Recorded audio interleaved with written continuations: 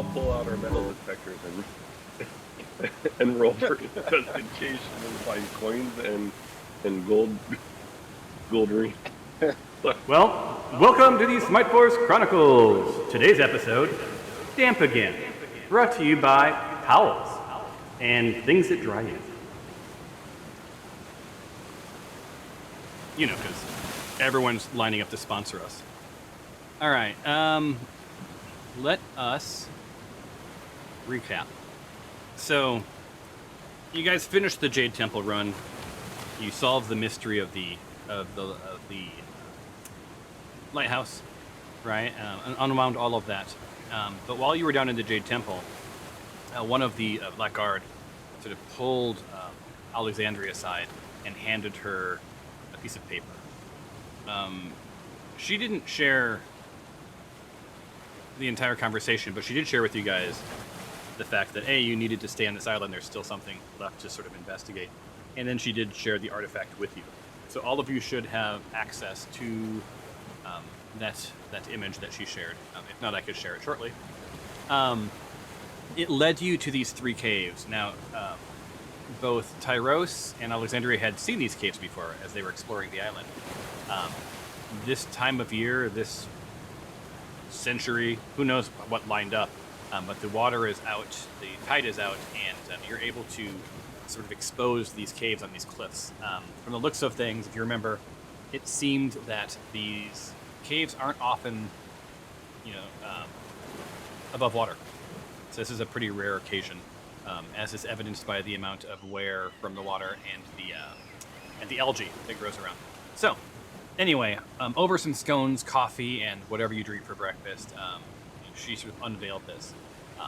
As did Glory. Glory introduced you all to her new familiar, Salem.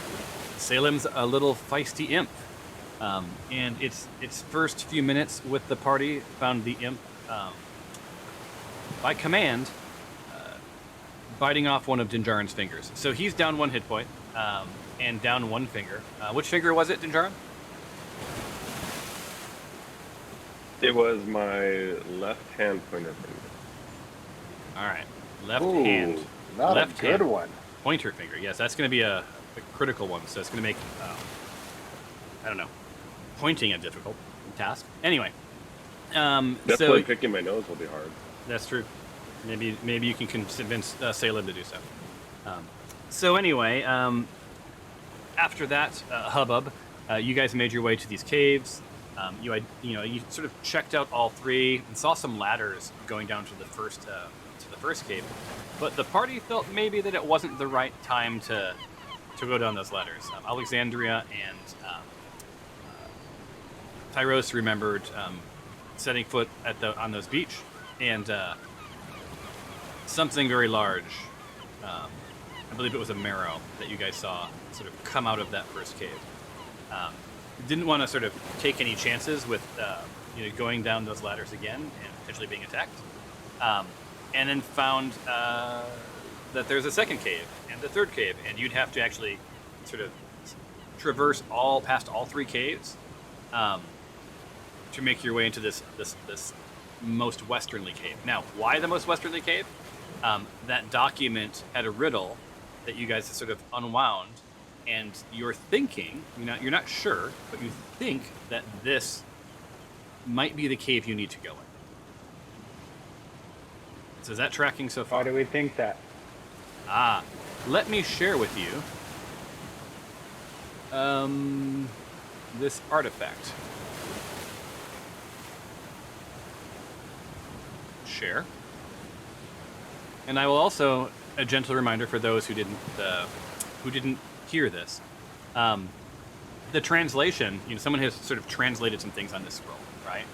So this is definitely not part of a preservation society. These guys were uninterested in the future value of this parchment. But you've drawn some things together. The upper right-hand corner, you sort of saw the three caves. There's something about symbols that really hasn't come into play. Sort of looks like a little map in the left-hand corner on roughly where these three caves are located. Some weird hullabaloo about the key is no key. So let me just give you these in case you don't have them. you can add these things to your journal. You can take some notes. I would encourage you all to take notes. 2 years in, I shouldn't have to say that, but I'm sure you all take copious notes to remember important things that you must remember. So anyway, the riddle in the middle of this parchment is, when tides are out and past in sight, choose your path from left to right, where right is wrong and left is right, and middle paths may lead to fights. And the sea comes in with the moon at night, and those left back locked in airtight. So, it's either very obvious or misleading. One can't tell. You also saw some little tidbits written around the edges, one of which was modify or mystify or mutilate or something. Something about 5 orbs, maybe it's a trigger. Something about seawater, plain seawater. That seemed too easy. The key is no key. What is it? Pierce the lock? Must match something, but what? Symbols. And then you notice stamped in the middle of this parchment, BCOTD. Black Cult of the Dragon. You've seen this before. This was on a note that you found in the Goblin Caves.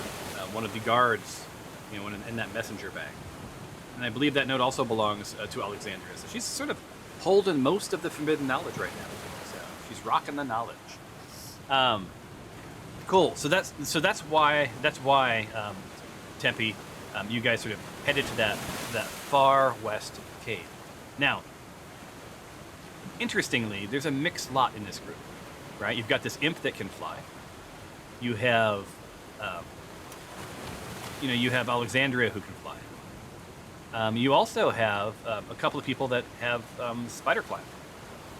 Right now, David, I think you used your spider climb, correct?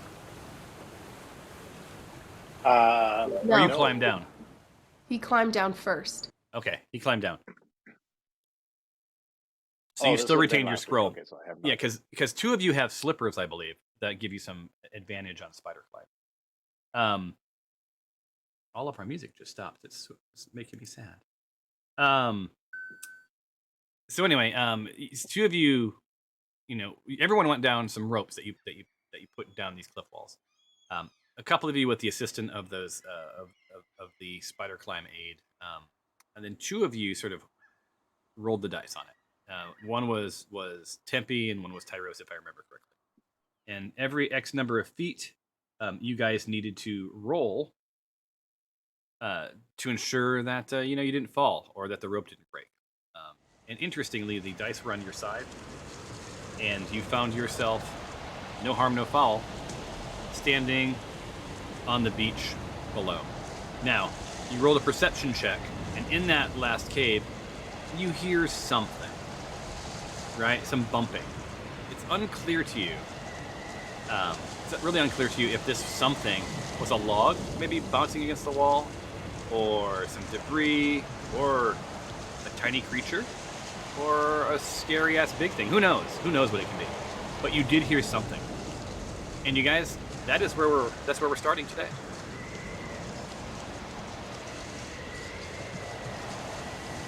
Can I tell how tall these caves or these things are? Like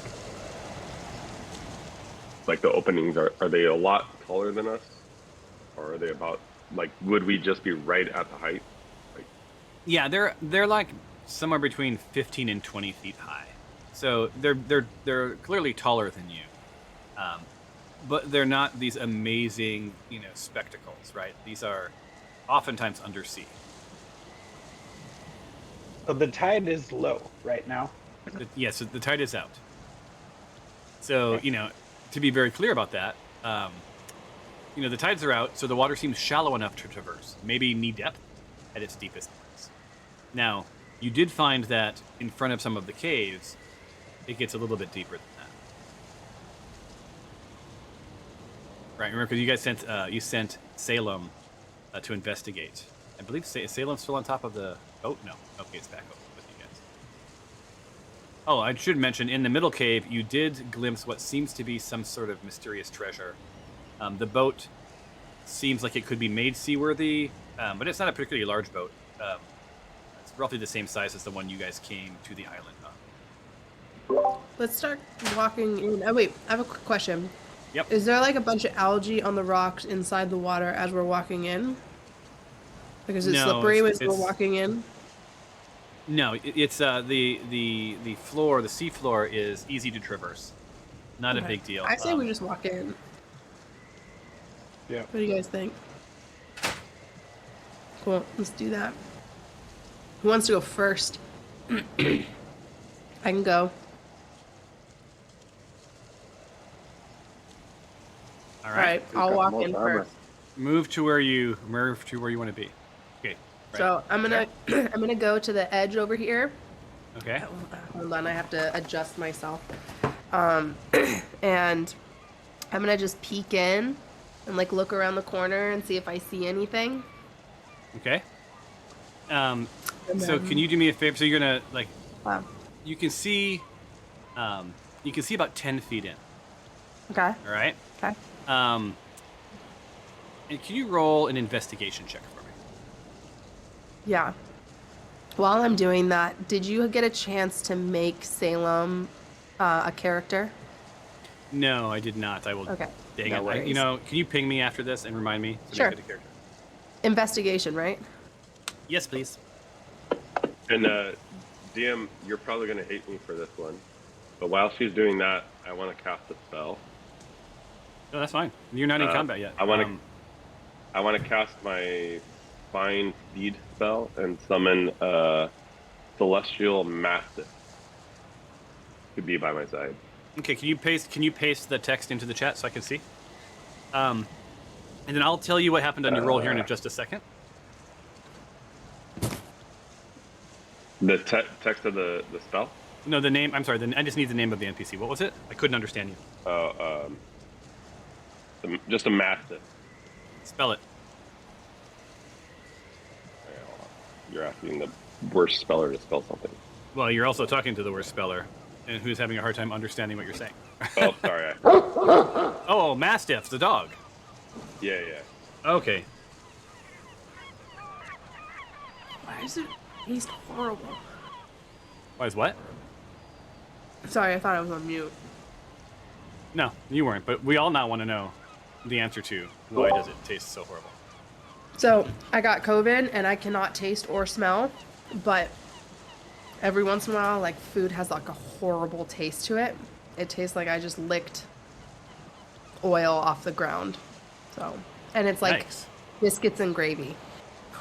And Mr. Dinjarin, what color would you like your Mastiff to be? Tan, dark, whitish? I would go with dark, I think. Dark it is. Uno momento. Dun, dun, dun, da, da, da, da, da, da. NPCs. Da, da, da, da. Give me a second. I wish I'd have known this in advance. Alright, 1 second there. Bleep bloop. Copy that. And put that here. And add it to Smite Force. Bloop. Smite Force. We hit that. We hit edit. We do that. We take this thing here. What do you want to name your Mastiff? Scooby. Steve. Eve? Steve. Steve. Could have done like Shaggy or anything, but no, Steve. I like Steve. That's good. Marmaduke. Should have been Marmaduke. Right? Way better. All right, so next to you, and this is not a familiar, this is just a manifestation, right? Yes, I could dismiss it and call it at will, but I can only have one at a time. All right, But it also massive. can attack and do things for me too. Does it take your turn? I don't. It doesn't say, so I'm not sure. And it works differently. I think depending on the type of animal I call, because I could also call like a horse or a camel or an elk. So, Glory, just as you peek into the cave, Behind you, you hear this sort of splash and this dog frolicking, Aw. in I love dogs. on the beach. So you should see Mastiff Steve, correct? Yep. Awesome. So he's visible. Good. All right. So let's get back to our roll. So you rolled a 12. Not particularly great, but you don't really need it to be particularly great because, as you slowly peek your head around, you hear that bump, bump, bump. Roll for initiative. Oh, lovely. Yeah, you've stumbled upon another marrow. Could be the same marrow. You can't tell. But here it is, and you are right up on it. So as I did it very. Oh. So as your eyes peer into the cave, you see some eyes peering back. It's like the old saying, if you peer into the abyss peers back into you. So you are now 100% aware of each other. There is no opportunity. There's no advantage for you. Have you guys all rolled initiative? Mm-hmm. Awesome. Then I'm going to roll initiative for the bad guy. So, you guys find yourself in a precarious sort of position, right? I'm going to change Salem the Imp. No, I'm leaving Salem the Imp as neutral because Salem the Imp is really only friendly to Glory, just as a gentle reminder. That's why he's yellow. We're going to start round 1. I need you all to scheme as to what the heck you're going to do. How are you going to handle the situation? So I think we can all agree that we chose the wrong cave, and it was actually the other cave that we should have been to. I think. My bad. And what are you basing that? What are you basing that logic on? Because There could be a marrow at any cave or at all 3 of them too, right? Maybe don't it's know how many 2 there are. barrows at the other ones. all right, well, okay. Buy 2, get 1 free. Yeah, I mean, if you think it says left to right, where right is wrong and left is right, so it just we might have to kill this thing to get in, but Okay. it sounds like this is the right one.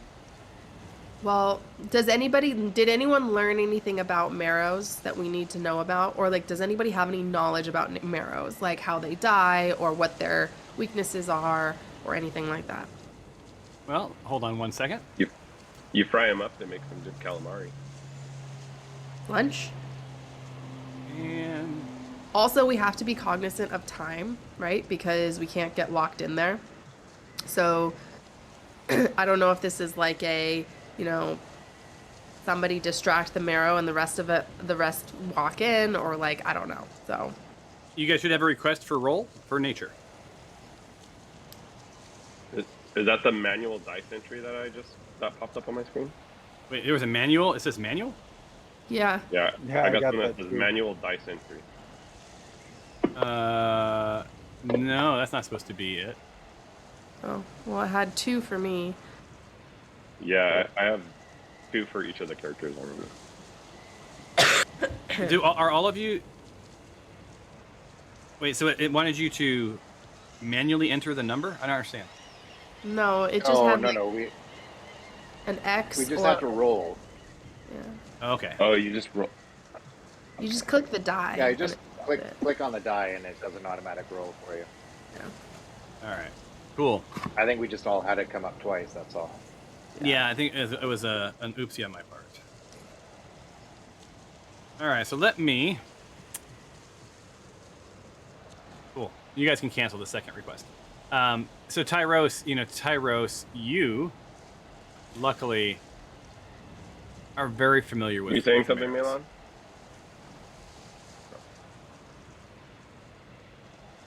Okay. So Tyros, you see this thing sort of pop out of the cave in front of Glory, and you think to yourself, "Oh crap!" Right? Because this is the same thing that you saw at the other cave. Now, again, you can't tell if it's the same one, but your memory, like, this seems like it might be a slightly different color. So your gut tells you this is a different marrow, right? But what you know about marrow, right? Because you took the time to understand between sessions, right? Between the Jade Temple while you were sleeping, you did a little research and you found out like this marrow can breathe air and water, so double threat, right? You also know they have a formidable multi-attack, right? They get 2 attacks. One was a bite and one was with a claw, right? Or, if they have one, a harpoon. So, think ranged, right? You don't want to go up against any of them. The good news is they don't really have any bonus actions. Now, interestingly, and I will share an image of a marrow for you guys, just so you have it. Why would this marrow be here? Well, marrow haunt coastal waters. They prey on fisherfolk, merfolk, and any other edible creature that crosses their path. These guys are savage monsters. They snatch and devour unwary prey. They haul drowned corpses back to their underwater grottos to feed. So perhaps this cave serves as its underwater grotto. One cannot tell. There's a theory that these are transformed merfolk, right? So long ago, supposedly, a tribe of merfolk found an idol of a demogorgon at the bottom of the sea. And really not knowing what it was, they brought that artifact back to their king. So everyone who touched the idol became affected with madness, including the king, who decreed that a sacrificial ritual be performed to open a gateway to the abyss. Now, the oceans turned red, and the blood of the slaughtered merfolk. But the ritual worked, and the king led the survivors through the underwater gate to Demogorgon's lair of that abyss, right? So, the merfolk remained for generations, fighting for their lives as the abyss warped them completely, transforming them into these hulking, evil monstrosities. Thus, Merrow were born. So, this puts them in a bit of a bad disposition. These guys are coastal bullies, right? Like, whenever they can, this Prince of Demons, the Prince of Demons sends Merrows back to the material plane to wreak havoc in the oceans, right? Like, these guys are bullies that attack all creatures smaller and weaker than themselves without pause, right? They dwell in undersea caves filled with treasures and trophies. So that's a good sign. Of course, they get this stuff from their victims or from sunken ships. And David, you connect, you like sort of look beyond the Merrow and like, lo and behold, a ship. Right, so it seems to be the Merrows are at play here. And the fun fact about them, they tie the rotting corpses of the dead enemies and drowned sailors to strands of kelp to mark the borders of their territories. So if you guys were to swim out underwater, you would probably see corpses tied to seaweed, sort of gently drifting in the sea.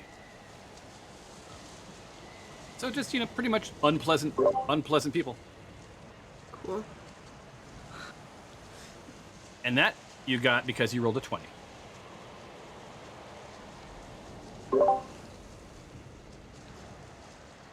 All right. So, my plan is I'm either going to use a fireball because anything that is wet probably doesn't like heat or fire. Or I'm going to cast blindness or deafness on the creature, so that it might make it easier for us to kill it. So that's my plan. I would suggest my instinct is not fireball. I feel like it might be resistant. It's like it's wet. I don't know. It's like damp out here. Okay, I can do blindness and deafness, but someone's gonna need to stab it like a fish or something. We have any bait on a hook? Well, you could use your claws, Alexandria, and like an eaglet, just Yeah. Cool. All right, that's my plan. I don't know what anybody else's plan is. Otherwise, does anybody want to sneak in and get it from behind or something? I'll be using my longbow against it Yeah, I'll be shooting. from a nice distance. Now, Glory, don't So forget. it's Alexandria first. Yeah, and the way a familiar works, and I want to make I want to make sure this is the case. Did we verify this last time? I believe that on your turn, Glory, it is either you or your imp. Right. It's gonna be me. My imp can't do damage. So It's only a scout, really. So what I do here is because you both roll initiative. Well, actually, that's a lie. One of the look it up. One of the benefits is that I give you whichever of your initiatives is higher. I stack you guys together. So because the imp rolled a 15, your 8 becomes 15. Nice. Yes. By the way, I lied. My imp can do damage. It has a stinger. Oh, but Yeah. yeah. And Dinjarin, Okay. because yours is a Mastiff Steve is a temporary conjuring, he gets the initiative that he gets. Right? Because you get to control him independently as a turn, right? Or do you have to make a choice as well? So it didn't really say. I think depending if I'm riding the steed, we're together. If I'm not riding it, it's a separate attack. So it depends on how I'm using it. Okay, so then he has his own initiative. Yeah, which I don't know how to roll his initiative. I will do that for you. Can you verify that you don't have to choose whether or not it's your action or your manifestation? Yeah, I mean, just to be fair, for this round, let's just go with like I have to choose, and not because I'll have to find. I've been trying to look it up, so I'll try to find that. In which case, then you also benefit from he gets stacked with you. Okay. Which is a good thing, right? Because that means that both of you are above Bumblebee.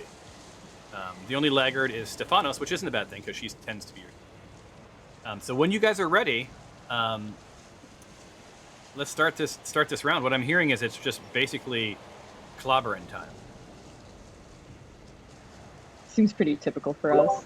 Yeah, it does. Well, doesn't it? Dinjarin really hasn't shared his plan, so I guess we'll just hope for the best. Well, I believe you were, unless something's changed, you were the leader. Do you want to call him out on that? I did just call out on it. Yeah, I mean, if you're leading, we're following your plan, right? Yeah. All right. We'll see how I guess well you follow his plan. we're attacking this thing. Yeah, but like, what kind of attack are you gonna do? Whatever. Well, I'm a melee attacker. I can't do range. I'm not a ranged thing. Stefano says she'll stay back and try to help heal, and she'll use her crossbow to attack. Sorry, I was trying to read what she had. Yeah. Oh, good. You have some time for her. So as Glorious, like she's not looking at you, right? She's making eye contact with this Mara because this is all happening like real time. Her tone of as you hear her sort of reprimanding you and her tone of voice, which we all heard, you look down at your finger, and you just feel this sort of slight rage inside of you, but it subsides. All right. How am I being blamed for his ignorance? Like. We can coffee over this back at a tavern. But just from where the DM sits, just to remind you guys all how this played out, since Hempy wasn't here, Salem showed up, and Dinjarin reached out to go coochie coo, I believe is what you said, to little Salem, who looked to Gloria for like, what's my play here? Hoping that she would say attack, because, this imp doesn't like people other than Glory. And words were exchanged that resulted in her telling her imp to bite off his finger. So I don't know how else to play that. I think that's pretty close. No love was lost between you. I think you guys have now established you're here. You're in the same party through some end that is greater than the burden of being around each other. It's like a bad marriage. Awesome. All right. So, are you guys ready to start the round? If so, Alexandria, what are you doing?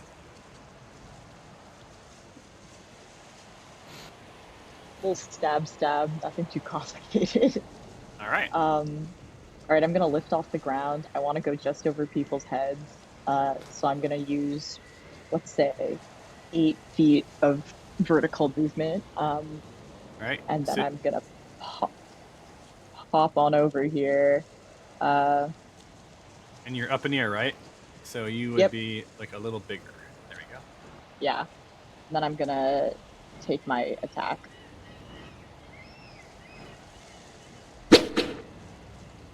And you do hit. So you're within 5 feet because you have to be within 5 feet to hit, right? Yeah. Jesus. Whoa. Wow. What a So you hit. did. So you did A lot of damage. a solid 10 to Mr. Bumblebee. All right.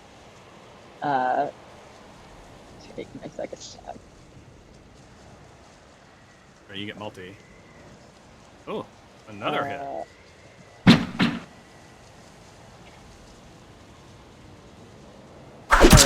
right. Good job. Poor Rutro. And then I'll yell, I don't remember ordering a seafood platter. Jesus. All right. And, and this Marrow, not not dumb, realizes that you're I don't even know what's the fish version of racist. Fishist? Your fishist attitude is seared into his brain. No pun intended. Aquaphobic. Aquaphobic. I We're love it. natural enemies. The Yes, absolutely. creatures of the air and creatures of the water. Mm-mm. Yeah, it makes absolute sense. I feel it's you. All right, cool. So, Tempe, your turn. You do not have line of sight. I don't. Quick clarifying question. I now have an extra attack. You do. You leveled up. Which says, yeah. According to your class, you have more than one attack. So, if I cast a ranger spell and then attack, would that account as a... It says I have an extra attack if I attack. So casting a spell would not be an attack. So I don't get to cast a spell and then So attack. casting a spell is an action. So let me see. Where is this at in your? Is it under actions? Extra attack. It's a feature. And you are a ranger. Extra attack. A ranger. Beginning of fifth level, you can attack one extra time whenever you take the attack action on your turn. Right.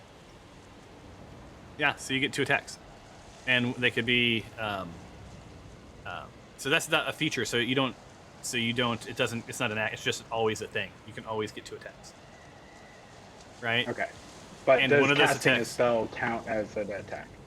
Is my question. I believe it's if it's. Oh gosh, that's a really good question. That has not come up in 2 years. I think casting like a missile would be an attack, but like buffing someone, that's an action, but that's not an attack. Right. So I think these have So to if be. I were to You have to, cast your lightning intent to deal arrow, damage. I wouldn't right? get to just fire the lightning arrow. No, so firing a lightning arrow would be an attack. But I need to cast it to get the lightning arrow first. Oh yeah. So it's a buff. On, does that make sense? It's a buff on a weapon, right? So now every time you fire after this, right, for X amount of time, that you have lightning rounds. Yeah. Yeah. So I cast lightning arrow on myself, and I will move into line of sight, even Perfect. though I can't shoot. Yeah, and with multiple attacks, remember in the future that you can move, attack. So you can break up your movement. Right. between Yeah. attacks. Yeah, I'm very excited about that. I just want to.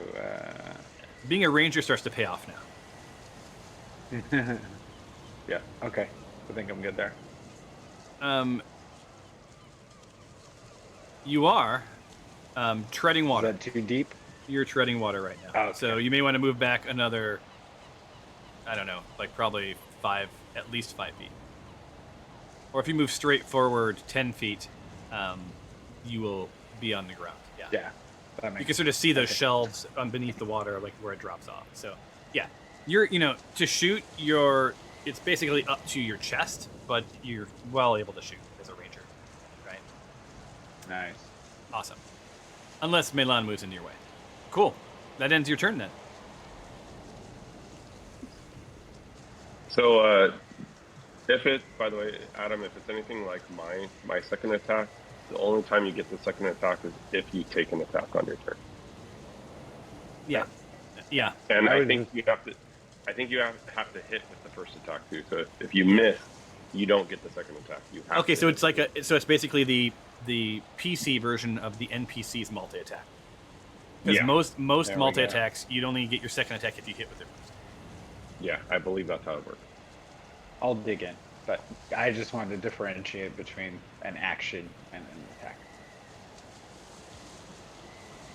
All right, Tyros. So I know Alexandria is flying, and how tall is Mastiff Steve? Like I have line of sight, but I don't know if I fire a missile or fire an arrow if I'm going to hit him. Slightly smaller than a horse. So yes, you'd hit it. Okay, so I need to get out of his way. But Alexandria is in the clear of a shot, correct? Alexandria. Move here. Okay, so if you went 25 feet, watch. You're now. She's above you about 5 feet, so you do have line of sight. If you fumble, you risk hitting her. Well, you also risk hitting Glory, but that's just that's the adjacency roll we use for criticals. Right. Okay. So I'm going to move into position there, and I'm also going to use my assassinate, which is I have advantage on attack rolls against a creature that hasn't taken a turn in combat yet. Mhm. So now he hasn't taken a turn in combat. I'll turn on advantage, and Skadoosh.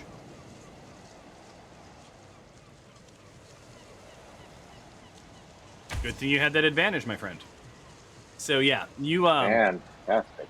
yeah. So Tyros like raises his bow, squares up on the marrow, and Alexandria, you feel this like woof of air sort of tickle your feathers as his arrow flies past you.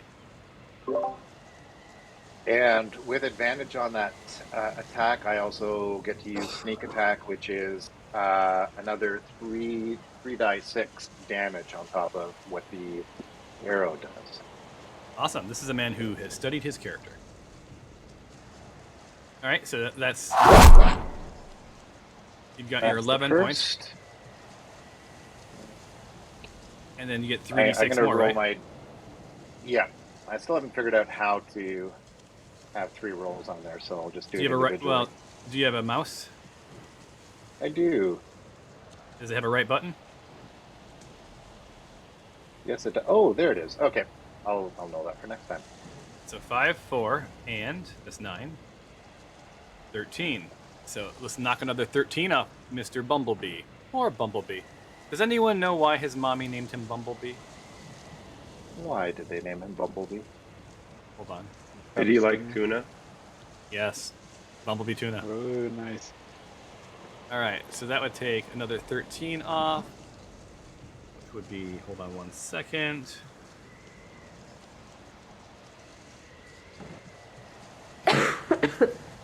So this poor So guy that was 24 altogether. Yeah. So you hurt him really bad. This guy, you guys see like waters dripping from this schmo, and just sort of darkening the water all around him. And Bumblebee just can't wait for his turn. You can see the hatred in his eyes building up. Like he's gonna fight you guys to the death. All right, and I've passed it on to Salem the Imp. As I glance over at Salem and give a quick nod. So as Salem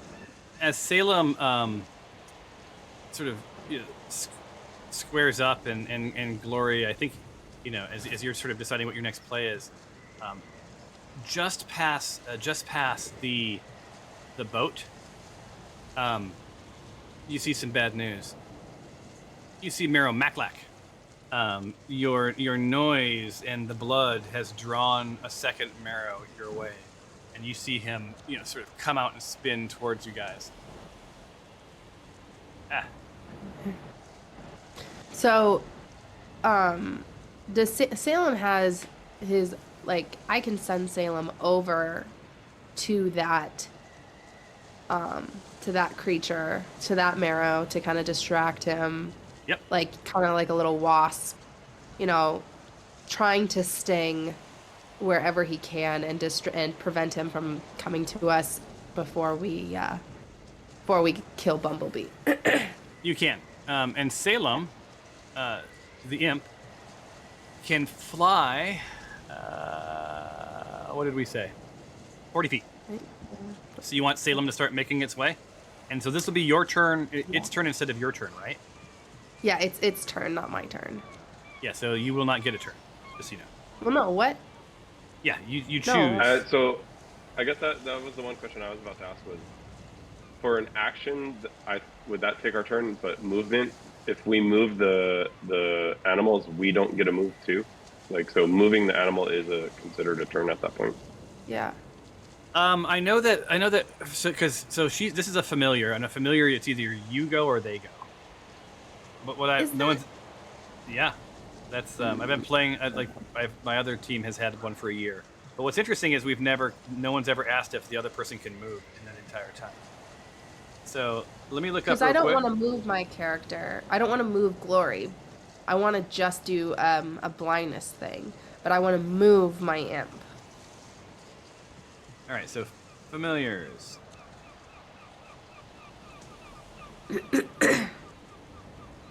All right, so you gain the service of a familiar. It's a spirit. It takes the animal form, blah blah blah, and you chose because you're a warlock. You get one that actually attacks. Most of these familiars, remember, don't have attacks, right? It acts independently of you, but it always obeys your commands. In combat, it rolls its own initiative and acts on its own turn. Ooh. A familiar can't attack, but it can take other actions as normal. But mine can attack. Mine has yours a stinger. can attack. Yeah.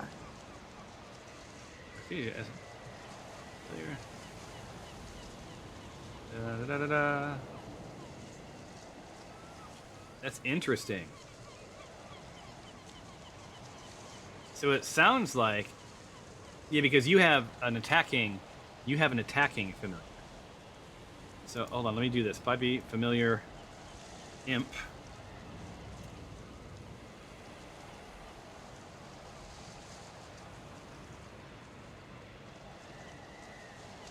All right.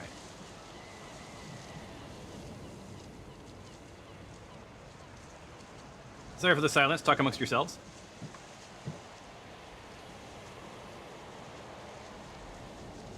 So, guys, should I do blindness and deafness, or should I try to, should I use some sort of, like, because I have a bone staff that I could bludgeon him with. I might end up doing that instead. That would pretty hurt. I think, like, would blindness, deafness... Looking at what's coming, so...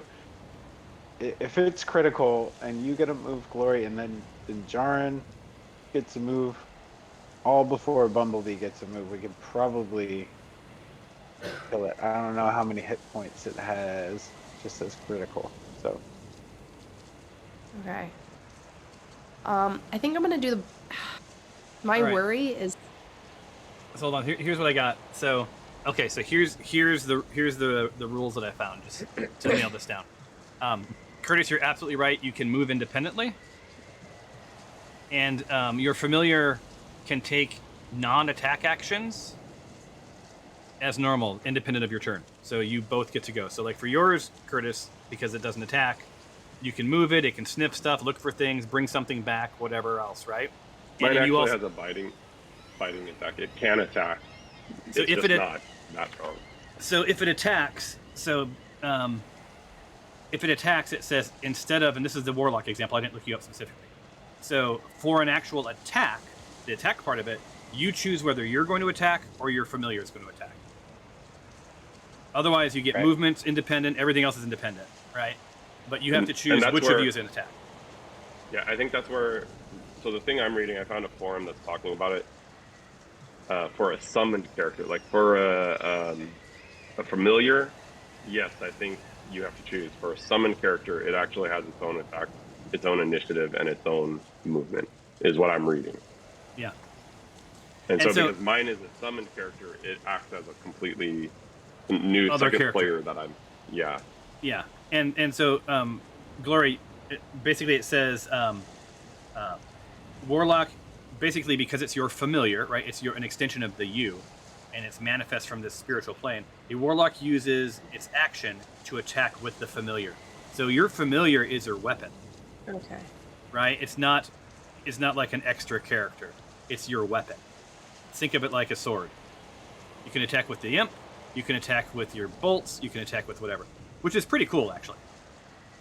Because you have an imp that does insane damage with the stinger. So, but it still doesn't answer the question on whether or not I can have my imp move. I don't move, but I can still attack. My imp doesn't 100%. attack. Yes, you can both move. You can move your characters. Like your familiar, you can both move independently on your turns. Okay. Okay. But you have the to choose attack which of you part, attacks. okay. Yeah. I get it. Okay, so I do want to move Salem, which is still fine because he's not going to be attacking. And then I Okay. want to use my bone staff on Bumblebee. Love it. All right, so Salem. Did anyone else have that song "Sailing" go through their head, or is it just me?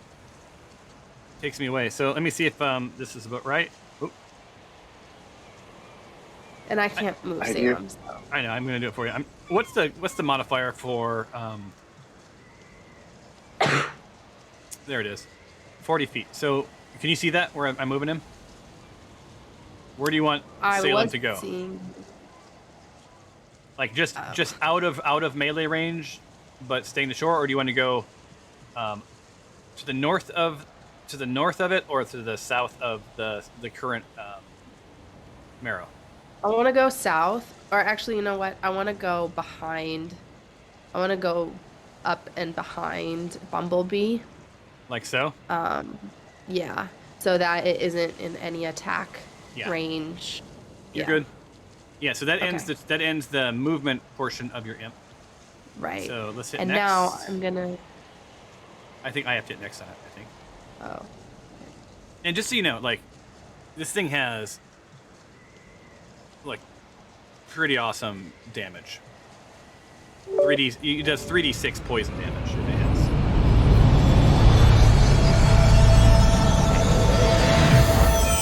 That was very dramatic. You got. Wow. So Hellas Resistance, is that passive, or is that something that we forgot to take off of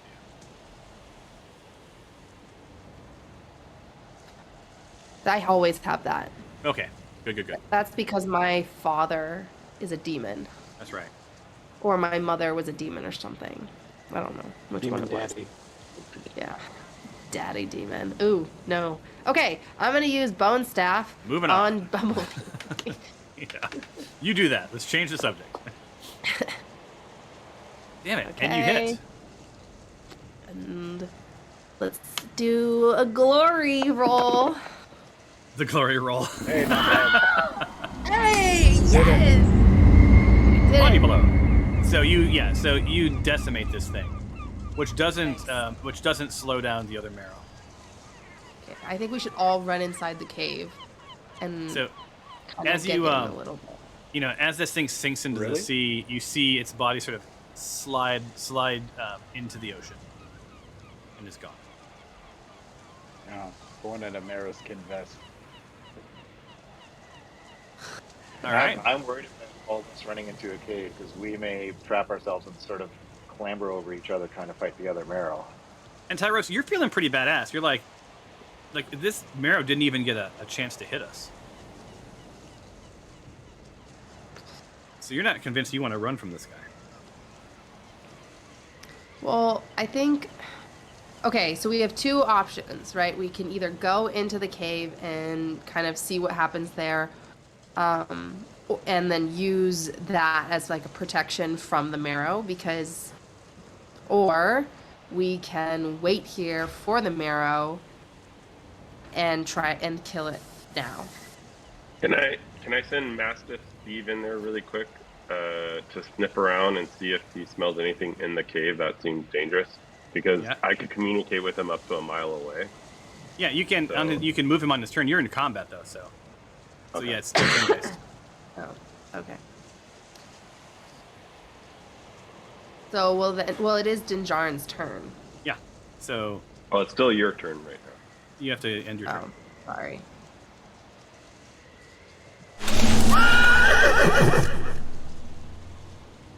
Good horsey. Well, that's weird. The horse knows on my turn. That's weird. It's because you called a steed. That's really. So I'm gonna move my 35 feet to right there. Okay. I am going to turn. Try to stare at this new mastiff coming, or not mastiff, sorry, fish thing coming. And as my action, I am going to ready myself so that I don't know how fast or how quickly this thing could get to us, but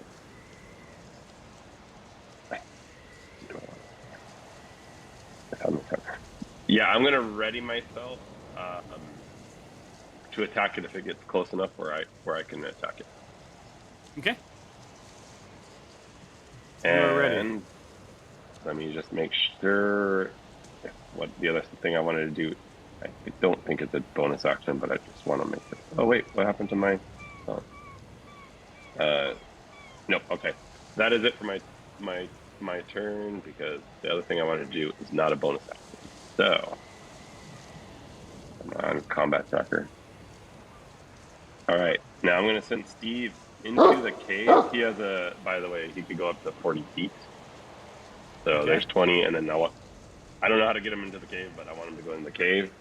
I want him to like look around inside the cave, sniff around, and see if he can perceive if there's any immediate danger inside the cave, and then report back to me so that we know like should we go inside or should we?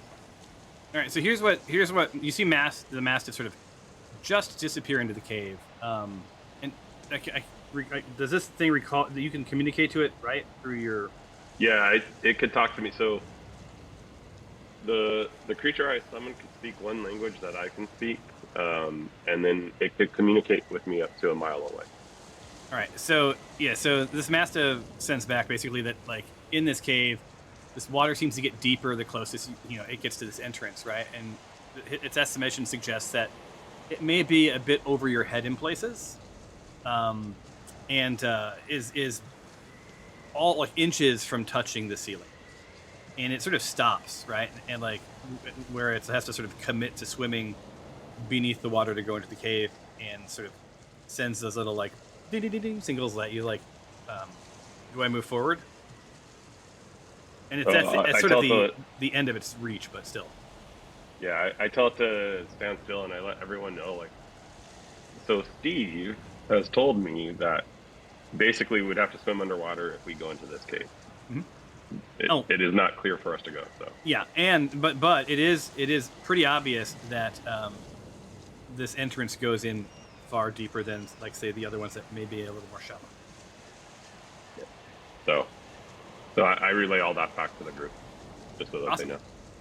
All right, and so you guys hear like echoing from this cave, like klump, klump, klump, the sound of like a big paws of a mastiff sort of treading water. And he can tread. I let him tread for 2 rounds, Dinjarin, before the mastiff experiences exhaustion. Okay. Can you hit turn complete? For some reason, my trackpad is not working. No, you can't because the mastiff is not yours to control. It's mine. Oh, okay, I see. And this leaves us with Stefanos.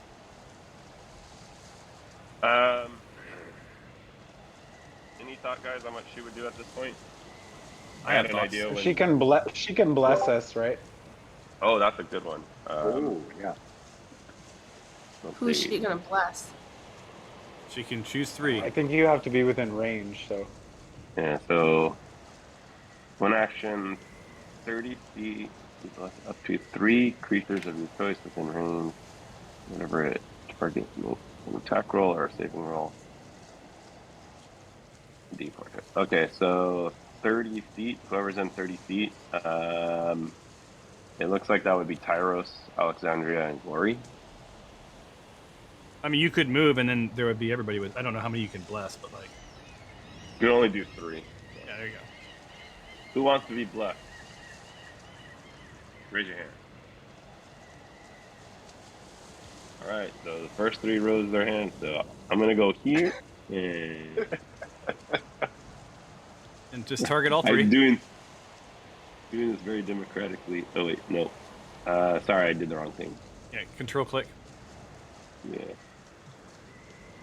Ouch.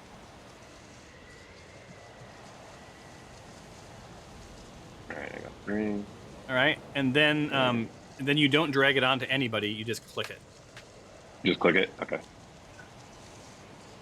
That work? It did. So you guys are sort of suddenly like overwhelmed with this like sort of, you feel really good. You feel blessed. And, you know, whenever you feel that, you know, you do a little +1 in your brain for Stefanos, right? He's always hooking you guys up with some good stuff. Moment of kind word thoughts sent to Stephanie today as she battles her migraine. Oh, I guess You're here, I could have Stephanie. used a second level spell slot for that and done in 1 extra person. Sure too, coulda, but you know, woulda, coulda, shoulda. I didn't know that, so You could buff you could buff the Right. rest of you guys on the next round. but a better buff. that's it. Yeah, we're getting there. The All right. round's over, so. All right, everybody. Do you want me to do the pop-up roll for initiative, or do you guys like rolling on your own? I have a macro, so. All right, I'll let you guys roll your own. Yep. So roll for initiative, please. It's top of the round. That sucks. All my things are gone. Oh man. Oh, I meant my macros. And then you'll need to roll for Oh. both Steve and Salem. Yep. I will do that. And Steve. Did that not go in there? And Salem, Salem, take me away. Salem. Bloop, bloop, bloop. All right, they have their own. Poor Mero Maclack rolled a 1. Sweet. Well, that's not what he's thinking.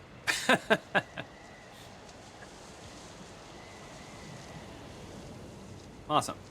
All right, so I'm going to start the round, but you guys are going to scheme.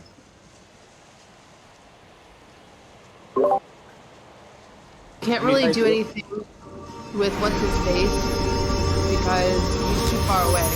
So unless we want to send Salem and Steve over, and then we go into the... See, this is my thinking. If we go into the cave... You guys and we scheme. I'll go be right back. past- Right back. So you guys keep talking. If we go into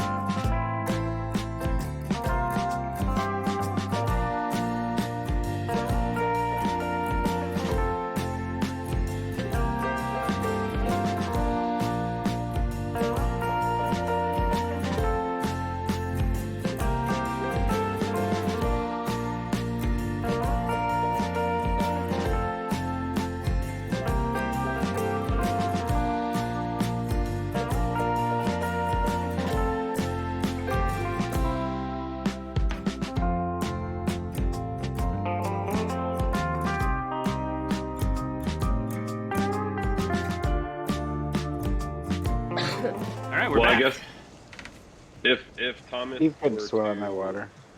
be kind and like let me use other animals, I could, but it's up to the DM's discretion beyond What? the ones up the spell. So For my spell, Mm-hmm. because it is supposed to be something that I can mount and ride, not necessarily like anything. So if I wanted something else, it is possible, but the DM would have to approve it. He probably But wouldn't you can mount. because suddenly we would have everyone with a familiar. Yeah, and what it would mean is, well, I would have to get rid of Steve, wait until my next turn, and then call a new animal, and then do it all over again. So Can you cast that every? Don't you have to do a No, short rest or anything? it's a second level spell, so as long as I have a spell slot, I can cast it. But it would take an action for me to dismiss my the what I called, and then another action to call the new one, and then an action for him to go do something. So it would be like 4 rounds before I could actually even get it to go. Awesome. Okay. All right. Well, I have this is what. my ranged weapon goes 150 feet, so I can actually shoot my arrow, the marrow from where I am. So Yeah, me too. I'll stay outside to fight him. I'm blessed, so that will give me an extra advantage on my attacks. Okay. Does anyone have the ability, like, DM, how do we know what our underwater swimming and breathing abilities are? I think swimming is. Oh, let me look. That'd be an athletics check, right? So just so you know, like the best way to do this is what I do. You go to Google, you type in 5e. That's D&D 5e is the rule set. 5e swimming speed. Climbing and swimming speed are usually half of normal. So yeah, so it's half. That's what I thought. So Yeah, and I round up. And breathing underwater, unless you're a water-based creature, you can't breathe underwater anyway. No, but you can hold your breath, and you can hold your breath for I would argue like at least 30 seconds, probably a minute, right? Left turn devices, and that would mean you could hold your breath for roughly 10 rounds. Did some of us get some underwater breathing spells when we were at the shop back in Quad? That's why I was like, does anybody have anything Yeah, in or their parchment. inventory? I didn't buy Oh, one. I have should've. it. I have it. Okay. Yeah, I thought someone did. All right. Why don't you go in, Alexandria? Why don't you go in and go and see how far it is and do like a little scout? Maybe take Dinjarin's Steve with you. Can Steve fly? Steve is dog, right? Well, you're in swimming. So just to be clear, what I'm hearing, and Alexander, I'm not sure if you would think this is a great idea. Have you looked up how well a bird-like being swims underwater? She can breathe underwater. Not great, but I have a fail-safe against drowning, so I can also just give the potion to someone else who's better at swimming. Right, because I would argue that your swimming is probably less than half the distance. No, she shouldn't give her potion, because if she gave her potion away, she's not going to be able to go in at all. So I think Stephanos would maybe suggest that you don't know if this is like swim for a half a mile underwater or if it's swim for a bit underwater. Steve didn't go any farther than just like barely poking his head in, but he said it does go in deeper. Right, so like.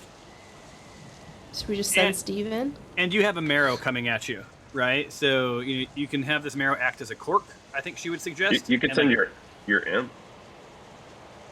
It flies. Again, flying, right? Yeah. Yeah. Well, if she's willing to give up a creature, might as well be hers. So I would argue like Stephanos is like, look, I'm not a very big person.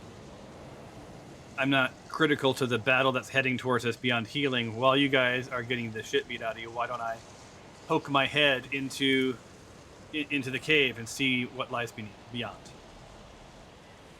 That would have been great if Curtis shared that information. Well, no, I'm saying like I'm telling you like part of when one of you isn't here, it always sucks. But when one of you isn't here, it's too much pressure on somebody else to like play that one character the way they would probably play themselves. I think that Stephanie I agree though. would probably be like, you know what? I'm not critical for the damage dealing right now. You guys were made quick work of the first marrow. Why don't I go ahead and like just safely scout ahead, maybe rolling some perception around where the Mastiff is? Because the Mastiff could have done that too, rolled some perception, right? Oh yeah, I forgot about that. Yeah, he has +3 on And it perception. has a high perception too. Yeah. So anyway, we're at the top of the round. I'm gonna give you like 10 seconds to tell me what you guys came up with while I was gone, and go from there. Okay, so I like that idea. Stefanos, she'll go in and see if she could figure anything out about the cave. I'm gonna go forward and try to get behind this boat a little bit. Maybe as it's coming around, I might be able to have cover, and Okay. I don't know, Garrett go bah. And you see that natural ridge that just sort of the bottom right hand part of the boat. You see that little white, almost natural ridge. If you veer to the right of that, it drops off into the dark. So you'll be between waist and chest deep or ankle deep towards the cliff. So the closer you get to the cliff, the less deep it is. Just so you know. So as long as you don't, I'll move you for just a split second. Anything here is still your head's above water, your chest is underwater. Here you're swimming. You guys got it? Okay. I think you were here. Is that where you were? Yeah, somewhere around there. Okay. All right. So you're out of time. Gloria, you're the leader. Tell me what the plan is. All right. Wait, what? Dinjarin just said what we're doing. Dinjarin said what I said Dinjarin was I doing. So what I want is, sorry. so the way this works is whoever the leader is does a quick recap of what the party's going to do. All right. Recap. So, Stefanos is going to go peek her head inside, and we are all going to kind of gather at the mouth of the cave. And then Tyros is going to aim and shoot at the marrow on his way over. Okay. Tempe, I don't know if you have, and Tempe is too. Cool. Same And then just as this is new to you, right? Like, and we're sort of figuring stuff out still. Yeah. So the recap doesn't have to be man to man. It's just basically like, so and so are going to like stack up and focus on attacking the bad guy. So and so is going to do this sort of defensive thing, and yada yada. Right? You see what I'm saying? So like, you can lump people in together into sort of the groups of like, there's some people attacking, there's some people defending, some people exploring. And it's just to, it's just also to remind, it's not just to, you don't have to necessarily always stick to it, but to remind everyone that this is what we agreed to, and to see if they do their part on their turn, right? The only reason they wouldn't is if some new evidence came up, I would assume. But anyway, it's just a good practice. Awesome. Or So they're chaotic people. that's true. You never know. All right, Tyros, you are first up. You are blessed. You are like your adrenaline's pumping from your last arrow. What you gonna do, pal? Like make you, or I shouldn't say what are you gonna do. Go do what you're gonna do. You have a plan.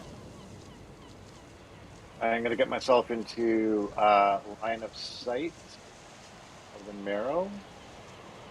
Attempt to. Hopefully that should put me in a good spot. Yeah.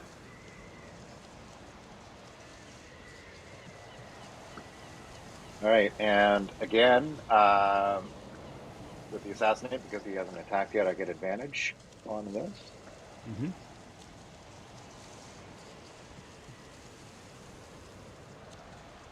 And I'm curious to see if you're within range of a straightforward shot or something with some impact. So I get 150 feet with my longbow. yeah, but you get 150 feet is the maximum that you can hit something, but there's diminishing No, returns after halfway, right? With the longbow, it is range is 150. 600 is if I'm trying to get something that's 600 feet. That's diminished. Got it. Okay, cool. Yeah. So, all right. That's a long way, by the way. I don't even know if I have maps that are that big. I have 600 feet. I know, right?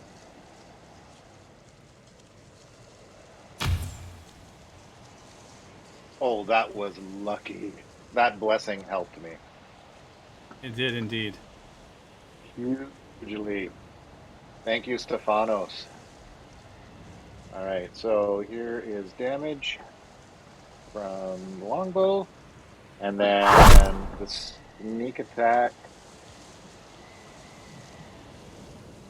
gives me an additional 13. So knocking another 13 off this So poor schmo. That was the same number as last time for 21 the other guy. altogether. Well, I only need to know. The first part is automatic. The second part I have to apply. Okay. I no longer see the thing. What's It's not that? on my. I no longer see the creature on my map. Does it matter? Did you scroll over? Yeah. Okay, hold on 1 second.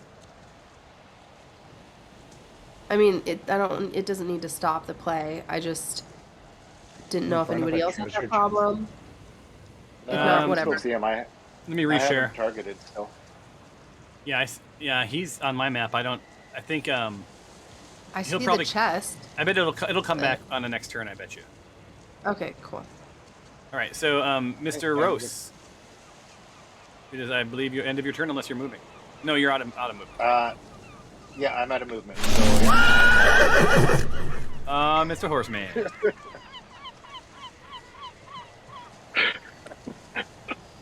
Okay, that is hilarious sound. Okay, I am going to move as far as I can. Like, I want to get right there behind the boat. All right. And you're And picking then this again- boat, and you're thinking like this boat. It doesn't look all that old, right? So it's beat up. Seems like it's not been here all that long, but long enough to see there's some weather worn and water wornness to it. Wornness? Where? Water wear? Where? But it's not like an ancient ship or anything. So, you sort of connect some dots. Maybe the Black Dragon cult had something to do with this. And can I see if there's any, like, is there appear to be any damage to it that would make it not seaworthy? Yeah, you already know that from the yeah.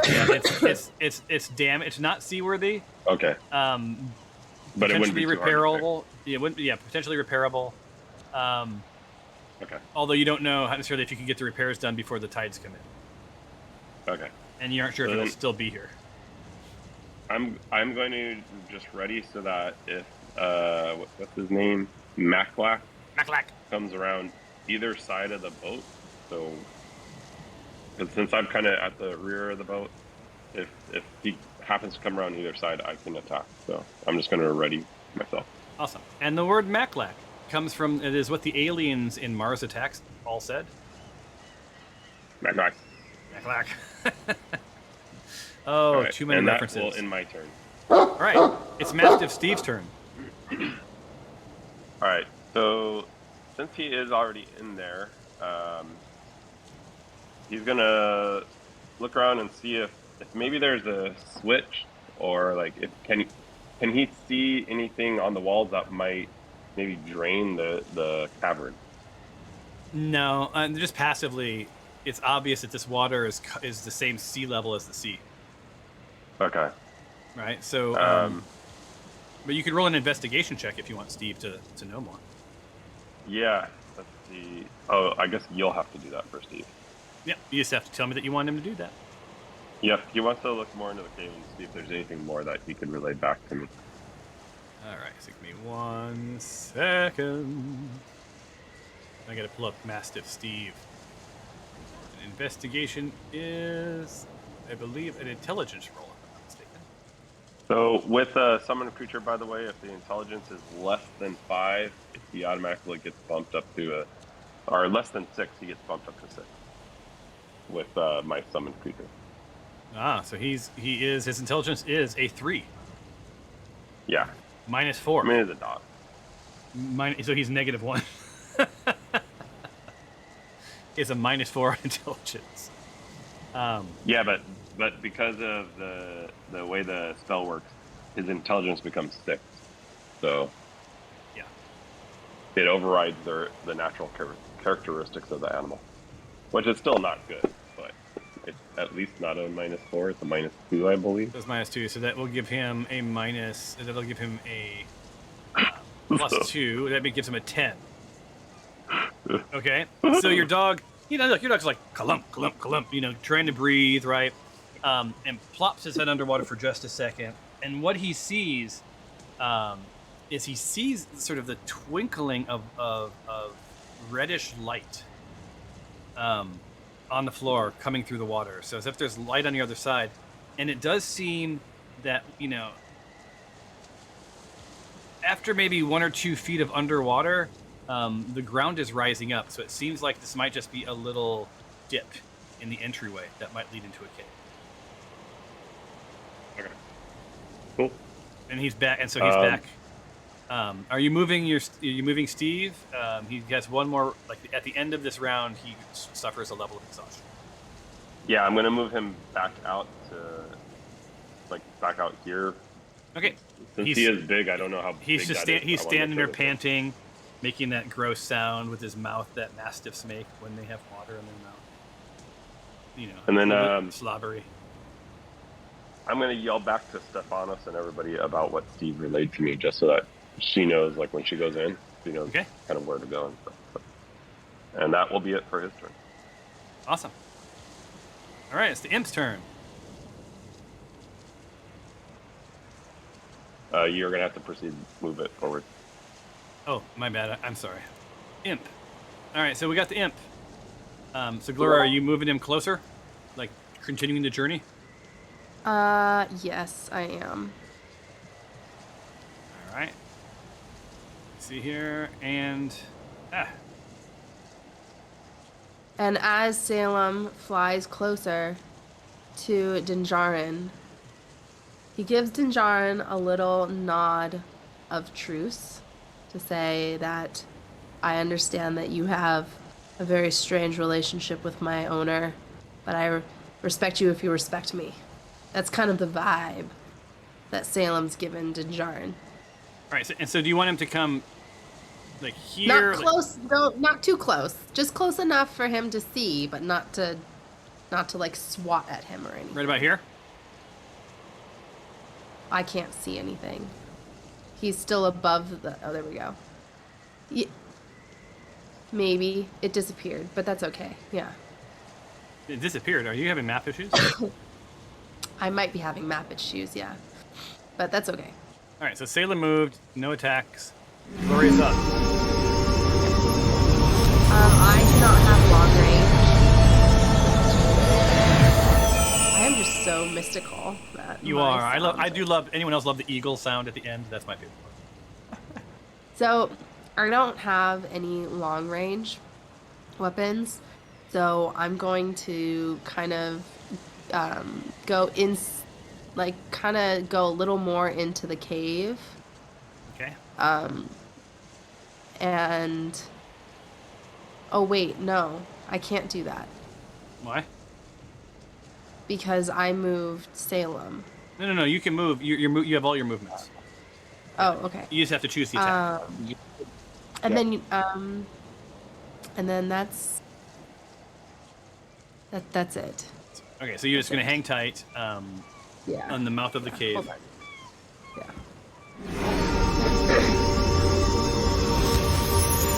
All right, Zandria. What say you?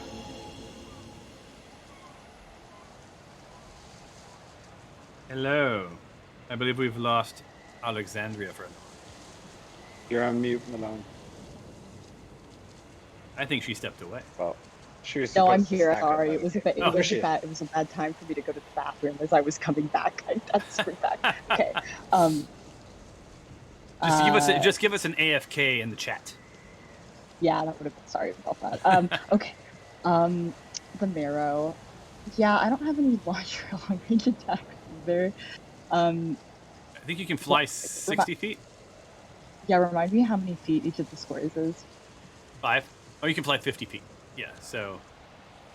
And if you hold your... I believe it's the command key down on a Mac and drag, Yeah. it'll put a measuring tool to show you.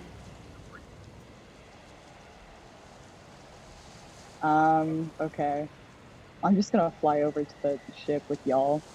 All right. Uh, And you're same and height, right? You're about roughly 12-ish feet yeah, off the ground. yeah. And then I'm gonna use my action to coat the dagger in poison, so I can't attack. Um, Nice. uh, yeah, and then I'll yell at it. We killed your friend, and you're next. Are you yelling at the dagger, or are you yelling at the... I'm just kidding. I am yelling that at the dagger. I'm like, no, I'm yelling it at the marrow. Cool. Um, So now, subsequently, you can. Bumblebee suffered. So the next time Yeah. you attack with that dagger, you can apply poison damage to it. Or you can apply pointed Oh damage yeah, as well. Awesome. that's it. That's good. Tempe. Sort of I just chest want to deep say in water. this was not the plan, guys. Whoa.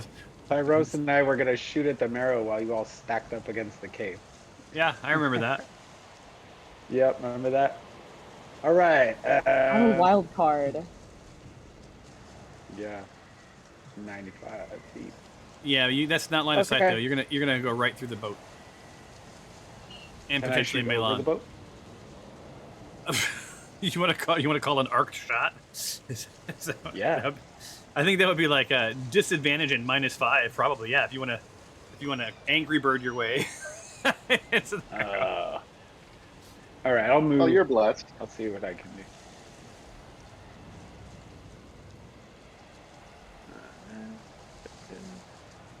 I would have to be moving into the deep to get line of sight, right? How far can you I move? guess I Let's can see. move up. Next, Tyros, 30. Yeah, you can move straight. Well, you can. Let me cancel. Let me show you where you could move without being in the deep. It would be. How far can you move? 35? 30. 30? Let's see, where's the deep start? Right about there. So you would be able to shoot from here. Would that give you line of sight? I'm going to move you just temporarily. Nope, right into Dinjarin's back of his head. So you go back. There's then where else could you move?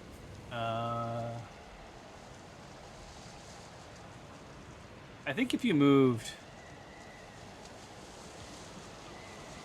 here, that would give you line of sight. That's what I was thinking. Okay. All right. So that's my movement. Targeting, obviously, arrow already, and I have advantage. You do? Why do you have advantage? Just tell me. I don't remember. It has not attacked us. Oh, is that a ranger thing? I don't know. Tyros brought it up. Oh, no, you don't have. Oh, that's for me. That's because I'm a rogue and I have class assassinate, so I have that as an advantage. Yeah. Okay. There you go. Never mind. All right. Yeah. You could have opportunity if it wasn't aware of it. But that is a solid hit. Yeah. Tempe squares up next to Tyros, and they're almost like two peas in a pod. Aiming exactly the same, like a couple of plastic miniatures on a D&D set. Yeah. Perfectly poised. So you pull your bow back. This thing flies past the boat, through the sail, without slowing down, and what's it Plunges. do? Let's see the Keeping damage. Mirror Maclac. Oh, I get a lot because I have lightning arrow. So the target takes 4d8 lightning damage, plus I get 2 extra d8s because I'm 5th level now. So that should do it automatically if you cast lightning arrow at the 2nd level. Or I'm sorry, if you cast it should let's see what happens. Let's roll them and we'll see if the math works out. It should do this for us. Just roll a d8 or roll the damage. From Roll the combat. damage. It should do the damage. Yeah, always roll the damage, and then we'll adjust from there. No, didn't do it. So what else are you supposed to get? So 10 plus how many of those are you supposed to get? Got 5 more d8s. Oh, interesting. It doesn't have lightning. Oh, it does have lightning arrow. 5 more D8? Oh, was it because he prepped it during the last fight and not this fight? No, this is the same battle. I get Hold up on. to Oh, 1 because we minute. re-rolled for initiative though. Yeah, no, that doesn't change. Oh, the that's last right. 3 We're rounds. doing it at the top of the round. Yeah, that's right. Yeah. Hold on. Let me see. Lightning arrow. Hold on. Weird. You get a bunch of new spells. Let's change this to Yeah, I haven't action. selected one yet. You need to be in action mode anyway. How did you cast it last time? I just added the effect to myself. By doing what? Pushing the little plus person icon. Now it's gone. Yeah. So so you get 48 lightning, right? Yeah, plus the 1d8 for each slot level above 3rd. Yeah, but what you did is you roll damage from an arrow. Right? Yeah, you said to roll damage from the longbow. Yeah. No. I did roll damage. You roll damage from the thing. Oh, that damage is- from lightning. Okay. Yeah. All So right. let me give him So back. that's it. Okay. So. No, I don't know what you just rolled. So you get 6 of them, right? Oh, 48. So there's the. And then the other 4. Yeah. So you need to roll both of those. Got it. See how much better that is? Although, I have to take 10 off of him because you don't get the 10 originals. Yeah. Oh, I don't know if that'll... Let's see, what was his... This was, Maclack, right? So let's see if he comes back to life. If I give him back 10. Wait, what? What did I miss? I'm rolling from lightning arrow. Yeah, what did I miss? Yeah, so he was, that extra 10 that he wasn't supposed to get killed him. So he's back to life. Barely, but he's back to life. Hanging on by a thread. All right, Stephanos. Oh wait, I get to go again, don't I? Get double attack. Yep, you do. Don't miss. All right, my bad. Okay. Whoa. Back up. That lightning arrow scene is almost too powerful. It'd be great. 6d8. I have to go back because I forwarded it to Stephanos. Oh, hold on one Can you move second. us back, DM. There you go. Whoop. I missed. There you go. All right, still targeting. Back up. Guess I don't have to see what I'm doing. All right, longbow. Ah. Oh, boy. So you got a nasty fumble. And by the way, I just wrote all these. You weren't here last week, so I created our own more interesting. So, the floor is lava. You embarrassed your god. In turn, they turn the 5-foot square on which you stand to lava for this turn. You take 1d10 of damage. So roll 1d10. Dunk. 4. That's not bad. So Tempe, you take 4 damage. Boop. Yeah, I still do damage on the marrow, even if I miss. Lightning arrow causes damage. Okay. But I don't know if that's the case for a fumble. No, if you, a miss is a miss. A fumble is just an extra roll. So how much damage do you do?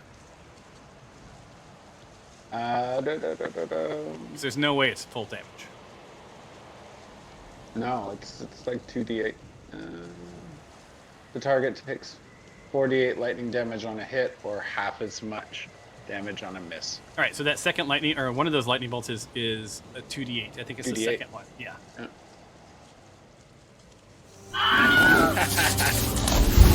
It's like we've been here before, you guys. Been here before.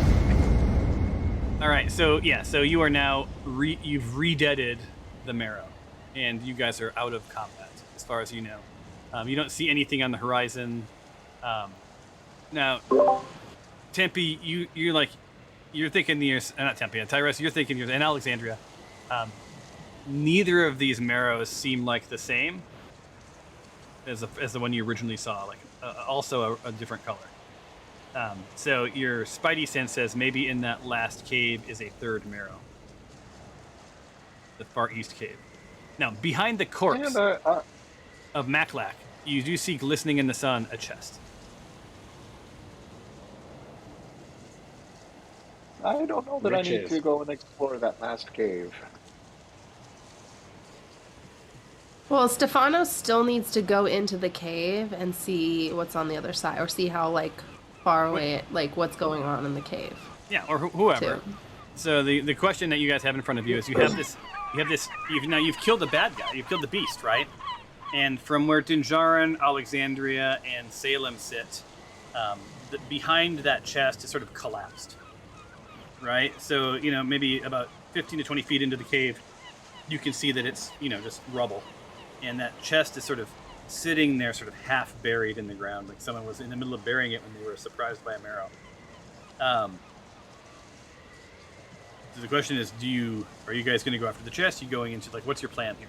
You're out of combat. I'm thinking is We now's a should good go time look to at the explore that chest. first cave. I'm gonna go up to the chest and see what's in it. All right, Yeah, you gotta- Dinjarin, make your move. And I want Salem to kind of fly around out of reach of Dinjarin, just to kind of peek and see what's in there as well. Like about there. Just to just wherever Dinjarin is going, just kind of keep an eye. An eye on him. Yeah. Yeah. All right. So, Dinjarin, I'm going to open up the chest, and are you sharing with the rest of the team what you find? Well, they seem pretty far away, so I probably would have to yell as loud as I could, but yeah, I would share. All right. So, what you find is it's a pretty awesome chest. You see 3 gems that you can't quite make out what they are yet, and also about 1,500 gold pieces. This is a pretty significant amount of treasure. This must be pretty special. Whoever was putting it here, this was for safekeeping. So why don't I open up? You want this to go into your inventory or the party inventory?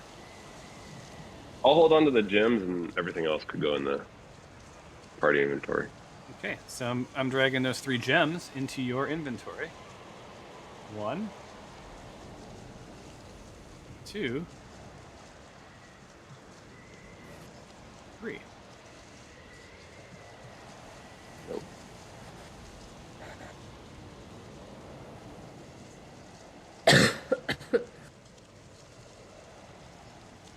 And you're seeing sort of if you see the 3 things I added, right? I see 2. So a sparkling diamond, a sparkling corundum, and a sparkling emerald. Oh, okay. I am looking at the wrong things then. In fact, I'll make it easier for you. What I'll do is I'll put these in your pouch, just to make it easier. Okay, yeah, to because find them.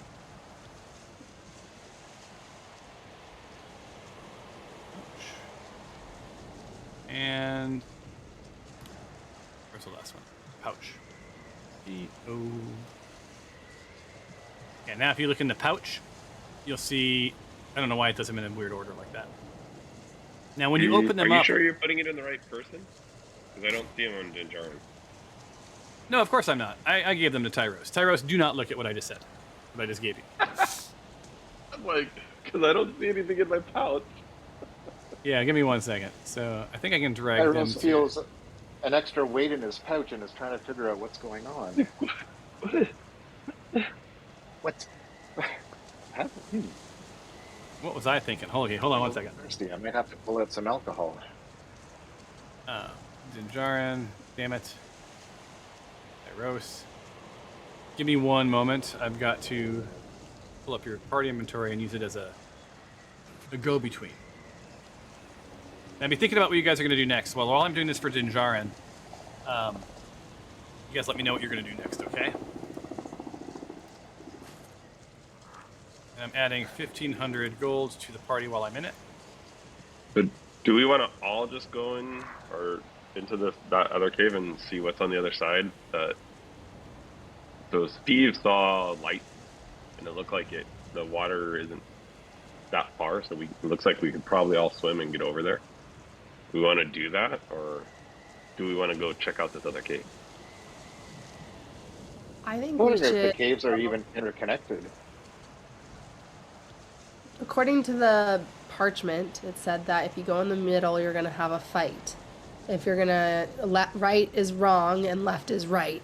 So I say we go into the left, go in swimming, see what's over there, because we already got. What's wrong? Sounds good. Okay. I'm sorry, Yeah, I missed works for everything me. that you just said. 'Cause I'm in the middle of trying I'm to get still this. waiting. We're gonna go swimming. In the cave to the left that you reported back about. Okay, yeah. So ignoring the cave to the right and swimming to the cave to the left, right? Yeah, that's what we plan to do. All right, let me go to inventory. Sounds good. Go ahead and start moving your characters. Dinjarin, I'm now putting those back into your.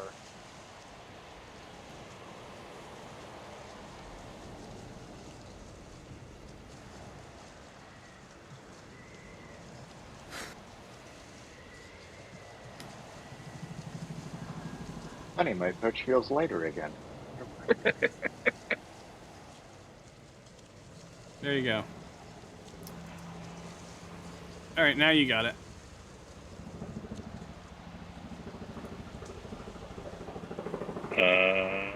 Are you sure? Yeah, I'm sure this time. Let me put him in. Do you have a pouch? I'll put him in a pouch if you want me to. Yes, pouch. Oh, you didn't put them in the pouch? Okay. I'll put him in a pouch. Okay, hold on. P-O, pouch. P-O-U. Pouch. And P-O-U. Pouch. And emerald goes in P-O-U. P-O-U-C. Pouch. It's so weird to see like things just move and shift in my inventory without me doing anything. Like, There you go. So I think you can see. That's not it. Okay, so there are three things There should we not go. be. You see a sparkling emerald, a sparkling corundum, and a sparkling diamond. Yeah. And as you can see, that you haven't ID'd them yet. You haven't studied them, so you don't know what they do. But you sort of feel a tingle when you touch them, like these might be special. All right. Shiny. All right. So you guys are going to stack up. So is the idea that you're all just going to go into the cave? Is that right? Do we Yes. want to send But someone first? Yeah. Oh, I was gonna say I strategically kind of stand next to Alexandria and Dinjarin, and I was like, God, having a dragon might be nice to kill. Do our bidding for us. That's all. I don't know what to make of that comment. I just turned. Do we need to Laura. remove our armor before we go swimming? No, I mean you wouldn't have to. You're led to believe that it's going to be a pretty quick journey in. I'm sharing the map with you guys. And okay, so Drowning in caves is like my two worst fears combined. who is the first in? I'll be the Would first imagine- in again. I can also go first, or I can just. Gloria's I'll in. go first. To her left is Alexandria. Who's next? Who's next? I'll go. Tempe is Tempe. next.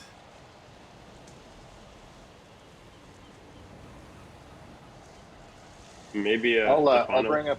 bring up the rear, just in case something comes at us from the back. Okay, so you bring up the Yeah. rear. I'll stay in the back as well, with Steve. Me, Steve, and Tyra. All right, and then Dinjarin, sort of next to.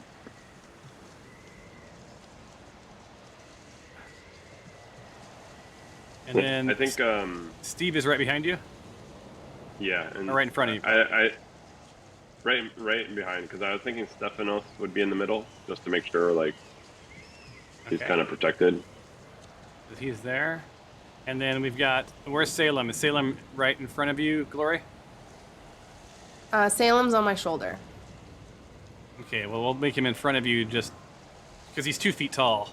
I don't know if that would be a doable thing. A nymph's about 2 feet, Is he? 2 to 3, yeah, 2 to 3 feet. Oh, Yeah. I thought he was smaller than that. Okay, yeah, he's just kind of in front of me. And who's that leave? That leaves Stephanos.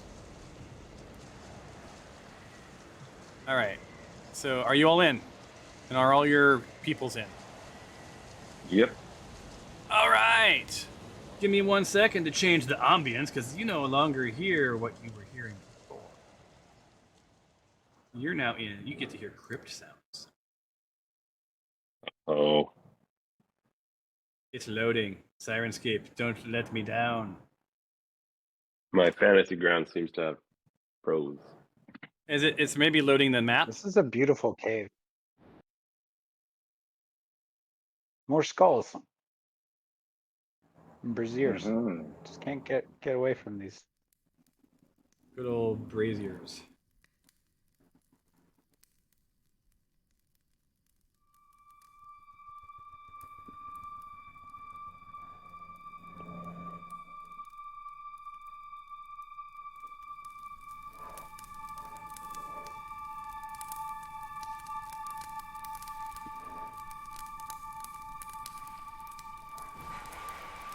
All right, how about that ambience coming at you guys, huh? Huh?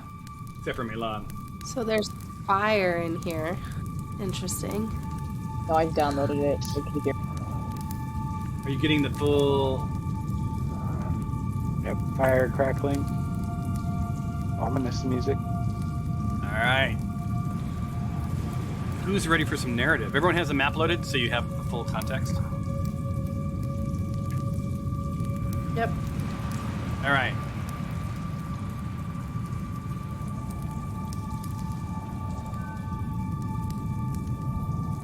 Damp. This place is damp. No? You're damp. This place is surprisingly warm. As you emerge from the water, you are met with a foreboding statue. It's almost daring you to step in.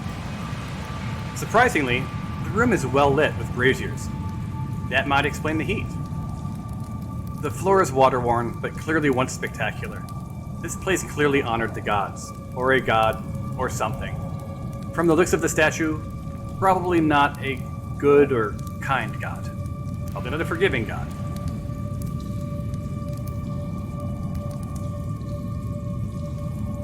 So, you guys are... Some of you are waist deep in water, some of you are knee deep, some of you are on sort of the dry ground with some really cool sort of patterns. You see bones scattered about. You see the braziers sort of, lighting the little entryway. And you see the welcome wagon, staring at you, basically saying, coming through here?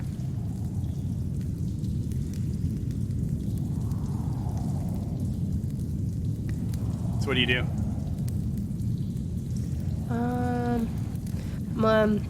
I'd like to do I kind of want to know if there's any booby traps, if there's any, if these squares, if I can tell if these squares mean anything, or maybe I could tell if I step on the wrong square, is it, overall, I just want to get an idea of, whether or not this room itself poses danger to us. Sure. Roll an investigation check.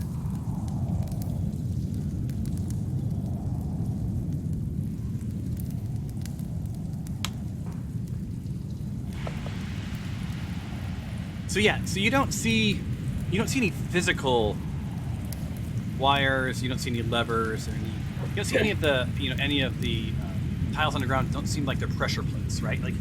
You don't feel like there's sort of these mechanical Indiana Jones things going to happen. But you're not convinced that you're out of danger. Okay. By any chance, do I know who this god is? Can I do an Arcana check? Yeah, do an Arcana. And while I also want to cast detect magic, just to see if I find any magic, booby traps or All right. anything too. So Gloria, you don't have any idea. This is completely who knows who this is, right? Detect magic.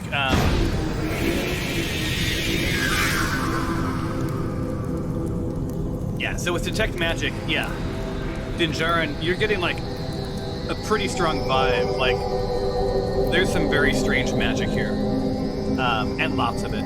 As a matter of fact, this fire can't possibly be natural, right? It's magical. I mean, how could it burn without, being refueled and replenished? Like, something's keeping these things sort of lit.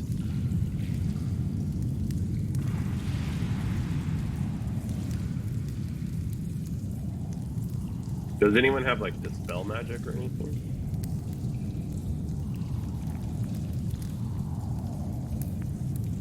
Well, I guess do we want to?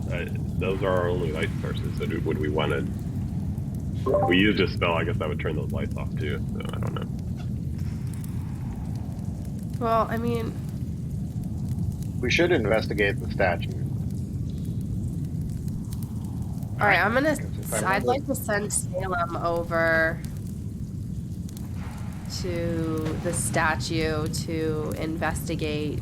I want him to fly over and kind of investigate, but I also want him to do it very steadily and very cautiously.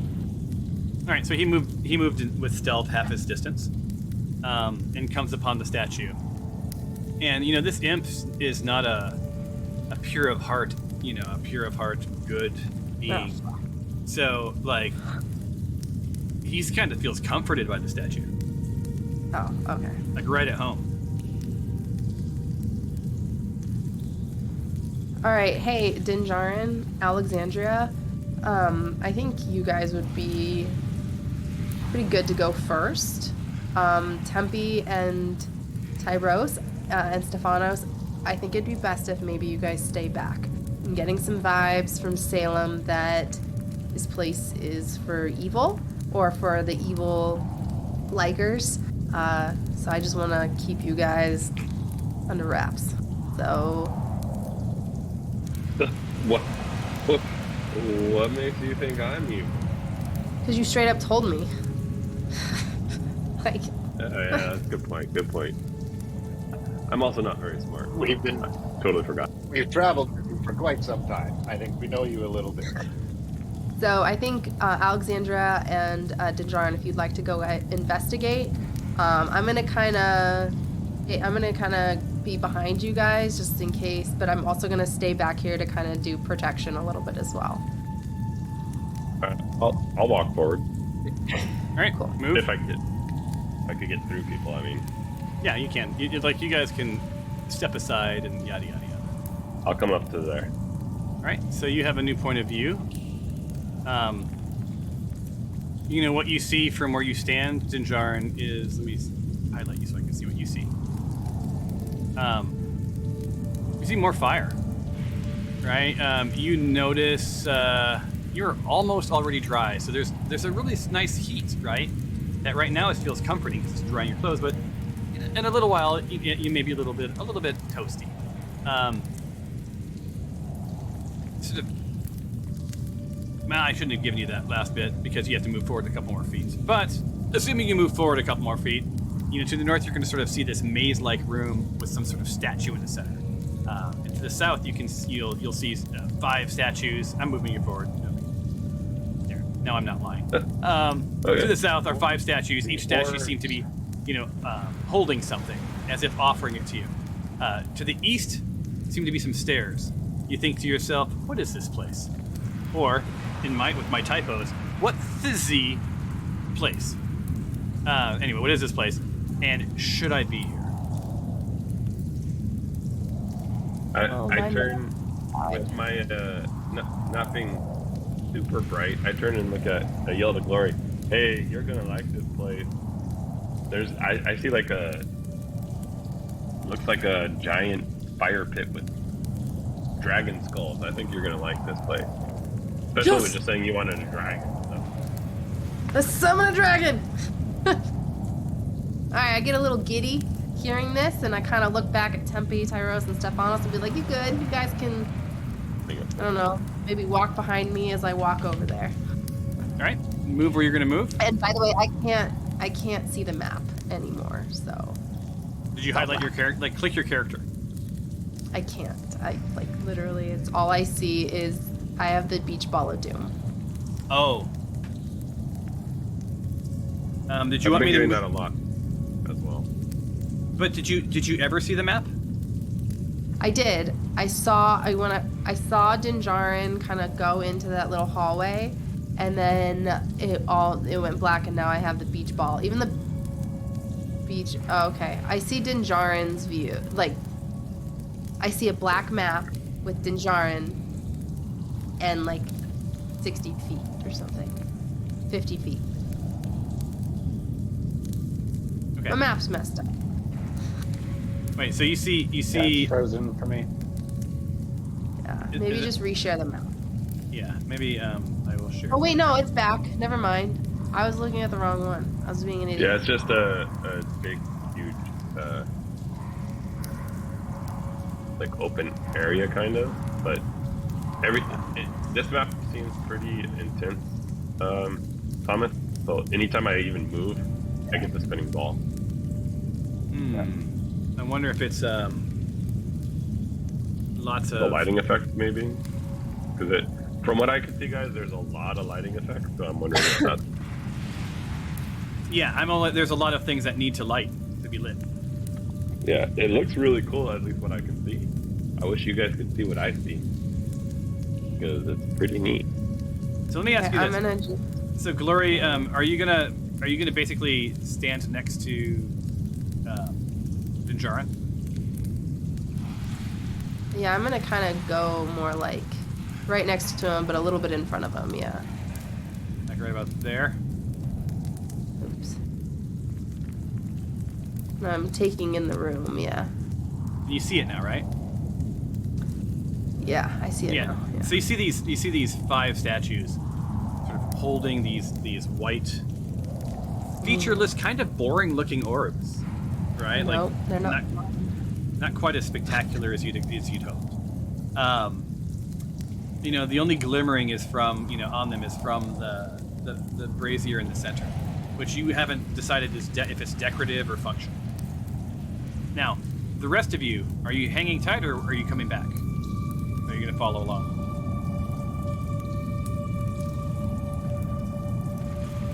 Also, Salem is following. Yeah, I'll Alright. follow along as well. I will Okay, so- also follow. Unless otherwise stated, I'm going to assume that your imp will always be at your side-ish. Yeah. All right. Alexandria is also following. You guys have gotten there's a bit of a block. Not a lot of room to make the way through, right? So Stephanos like sort of over there, and your Mastiff can't really make it through the doorway. There's like a bottleneck.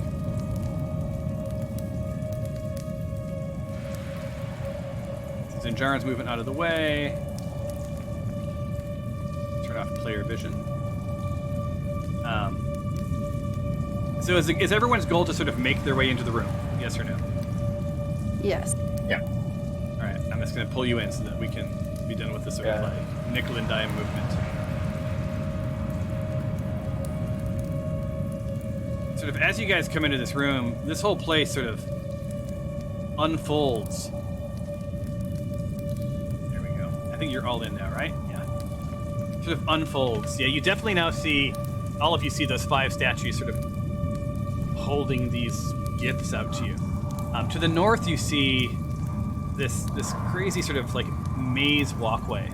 Not overly complicated, but it's some sort of a maze. And in the middle, you see this giant head, this dragon head. It has some sort of a sword or something stuck through its eye. Right? So in the center of this maze is a statue of a dragon skull. Like plunged into the eye of the skull is this beautiful sword. It calls to you. Right? And while the maze that makes up this room isn't tough to solve, it feels at least like some loose homage to Baphomet. Right? So Gloria, you didn't nail your Arcana, but this seems familiar enough to you guys. You you've got a lot of this guy's gear, right? This Baphomet's gear. So it seems that you might be, deep in it, right? Scattered throughout the maze are some sort of stands or bowls. You can just sort of see a couple of them, right? Like periodically. They're empty. Now, off to the east, you can barely make out what looks like this little dark area. It might be a ledge or something. And what else can you guys see from there? Barely peeking, or depending, like half of you. Sort of to the northwest, more north than west, appears to be a door. It's a closed door, a heavy-looking door, and 2 menacing statues flank the walkway that leads to that door.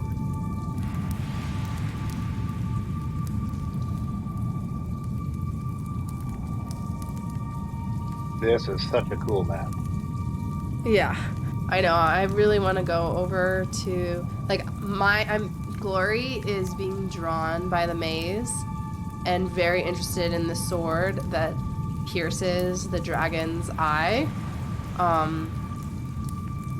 So I'm gonna make. Well, one, I kind of want to do like a little walk. I would like to go kind of walk around each one of these orbs, like just to kind of look at them, observe them, understand them, see if I can't understand them a little bit, and right. Then I'm gonna head roll an investigation. over. Okay. Well, here's my glory roll. I can't stop laughing every time you say that. Kick ass. Hey. All right, so these orbs, at first you just sort of look at them, right? And you see the reflection of yourself in this orb sort of distorted and looking back at you, almost hungrily. These orbs, you jiggle, you touch with your finger, and they're loose. They're resting in the palms. You can take these orbs. You can move these orbs. You can lift these orbs. Roll an Arcana check. God. According to the document of the Forbidden Crypt, we need to find the right order for the orbs to meet the mazy.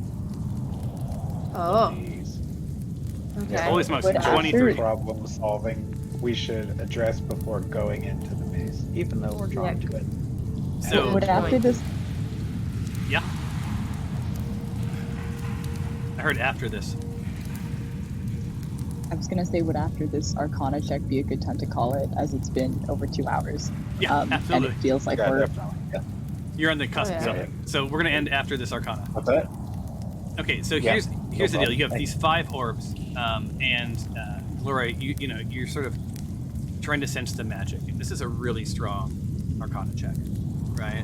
So it's a good time to roll a strong Arcana check. It seems that while these don't emanate magic, the feeling you get is that they want to hold magic. They want to be imbued. There's something about these orbs that's not complete, right? They're part of something bigger. And as you pick that first orb up, you're drawn up those stairs. You want to move up those stairs, right? The magic coming from the east sort of is drawing you to carry these orbs up those stairs. So like there's some serious, as Dinjarin found out, there's some serious magic afoot here. Cool.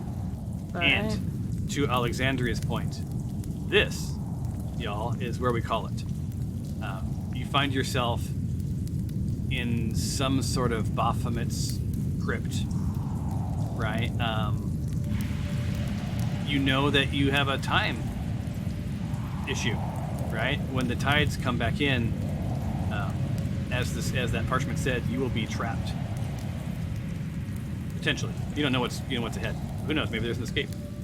You found 5 orbs that seem to be wanting to be played with, right? They're like a boxed collector's item that you shouldn't take out of the box, but you deeply want to take them out of the box.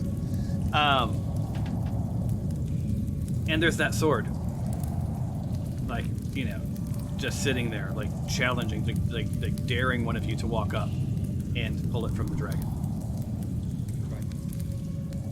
And that's where we'll end.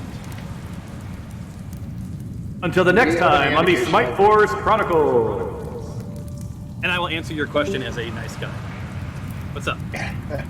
I was just going to ask, do we have any indication as to what time of day it is right now? It's morning. It's still morning? Okay, Yeah, great. it was morning. Yeah, like things all happened. Remember, you got up at dawn, and the tides are out. So you have a good, you probably have a good six to 8 hours before you'd have to make your way out. And again, like you don't know what happens, right? Like maybe the sea rises and it hides the doors, and you have a little bit more of a swim on the way back. You don't know. Like, could be.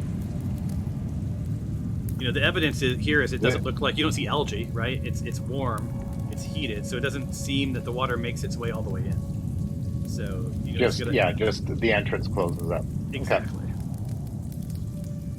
This was a wicked session today. Cool. Thank you so much. All that it's I the didn't get to homegrown. kill anything. Yeah, you almost got to. You got to watch other people kill stuff. I kept getting close, and I was like, hey. Sort of the feedback I've gotten from most, like the Goblin Caves was my homegrown, and as I've warned you, like this is all me. But when you do any sort of noodling around online, like most of the time people really love the homegrown stuff because this should have been written in a way that's going to get you guys like intrigued. That maze. Ugh. Maze. What?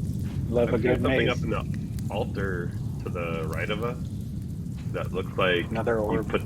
You put orbs up there, and maybe there's another orb up there. Yeah. And it kind of looks like there's spots for orbs throughout the maze, so like maybe those are like gates. All I know is I don't want us to call Bahamut because that is one battle we do not want to do. Yeah, that's there true. would be no way. You do not want Bahamut. Yeah, that is not. He is not your friend. Yeah. Or maybe he is. I'll say, Dinjarin is pretty brave and stupid and would be like battle a lot of things, but a god, no, I don't think I would. Yeah. Well, I think I think next week, spread the word. Next week is going to be super interesting, and don't get COVID. Don't do work. Don't schedule time off with your loved ones because to hell with them.